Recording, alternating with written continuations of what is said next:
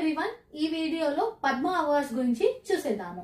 ఎవరైనా competitive exams కి prepare అయ్యే వాళ్ళకి ఈ టాపిక్ నుంచి క్వశ్చన్స్ వచ్చే ఛాన్స్ ఉందన్నమాట. సో డీప్ గా అనలైజ్ చేద్దాము. ఫస్ట్ ఏంటంటే పద్మ అవార్డ్స్ 1954 నుంచి ఇస్తున్నారు. ఎప్పటి నుంచి? 1954 నుంచి ఇస్తున్నారు. ఎవ్రీ ఇయర్ రిపబ్లిక్ డే సందర్భంగా ఈ అవార్డ్స్ అనేవి ఇస్తారనమాట. ఓకే, 1954 నుంచి ఇస్తున్నారు. పద్మ అవార్డ్స్ అనగానే పద్మ విభూషణ్, పద్మభూషణ్, పద్మశ్రీ ఈ 3 అవార్డులు ఉంటాయి. ఇందులో అత్యున్నత పురస్కారం పద్మ విభూషణ్ అన్నమాట. ఓకే, అయితే మరి ఈ పద్మ అవార్డ్స్ ని ఎలా సెలెక్ట్ చేసుకుంటారు? వీళ్ళకి పద్మశ్రీ అవార్డ్స్ అని చెప్పేసి ఆ పర్సన్స్ ని ఎలా సెలెక్ట్ చేసుకుంటారు అంటే, సో ఫస్ట్ వచ్చేసి మనకి ఏదైనా టాలెంట్ ఉంటే మనం అంటే లిటరేచర్ కావచ్చు, ఆర్ట్స్ కావచ్చు, సోషల్ వర్క్ కావచ్చు, పబ్లిక్ అఫైర్స్ కావచ్చు, సో ట్రేడింగ్ అండ్ బిజినెస్ కావచ్చు, ఎందులో అయినా మనకి ఏదైనా టాలెంట్ ఉంటే మనమే సెల్ఫ్ అప్లికేషన్ పెట్టుకోవచ్చు అనమాట. ఇది ఫస్ట్ థింగ్, సెల్ఫ్ అప్లికేషన్ పెట్టుకోవచ్చు.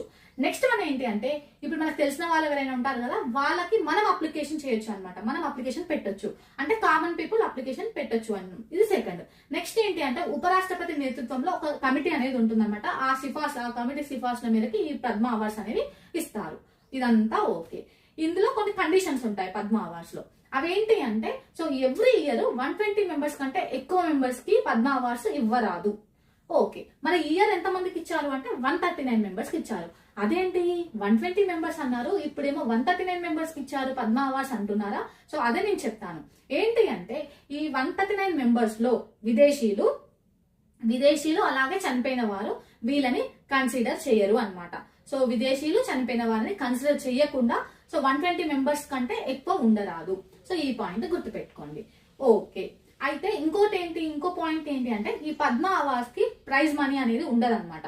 ఓన్లీ అవార్డ్ అనే ప్రదానం చేస్తారు. సో ప్రైజ్ మనీ అనేది ఉండదు. ఇది నెక్స్ట్ పాయింట్. మరి ఈ ఇయర్ కరెంట్ అఫైర్స్ లో భాగంగా 2025 ఇయర్స్ లో ఎంత మందికి వచ్చింది, ఎవరెవరికి వచ్చిందో చూద్దాము. ఫస్ట్ ఏంటి అంటే, ఎంత మందికి వచ్చింది అంటే 139 మెంబర్స్ కి వచ్చింది. అందులో పద్మ విభూషణ్ 7 మెంబర్స్ కి వచ్చింది. పద్మభూషణ్ 19 మెంబర్స్ కి వచ్చింది. పద్మశ్రీ అవార్డ్స్ 113 మందికి వచ్చింది. టోటల్ గా 139 మెంబర్స్ కి ఈ పద్మ అవార్డ్స్ రావడం జరిగింది. ఓకే, ఇందులో మహిళలు 23 మెంబర్స్ ఉన్నారు, విదేశీయులు 10 మెంబర్స్ ఉన్నారు, చనిపోయిన వారు 13 మెంబర్స్ ఉన్నారు. ఇదంతా ఓకే. మరి మన తెలుగు స్టేట్స్ చూడాలి కదా. తెలంగాణలో 2కి వచ్చింది. నెక్స్ట్ ఈ ఆంధ్రప్రదేశ్ లో 5 మెంబర్స్ కి వచ్చింది అనమాట. తెలుగు వారు టోటల్ గా 7 మెంబర్స్ ఉన్నారు. సో ఆ పర్సన్స్ ఎవరు అని చెప్పేసి నెక్స్ట్ వీడియోలో చూసేద్దాము. నా వీడియోస్ మీకు నచ్చినట్లయితే ప్లీజ్ ఒక్క లైక్ చేసి సపోర్ట్ చేయండి. Thank you for watching.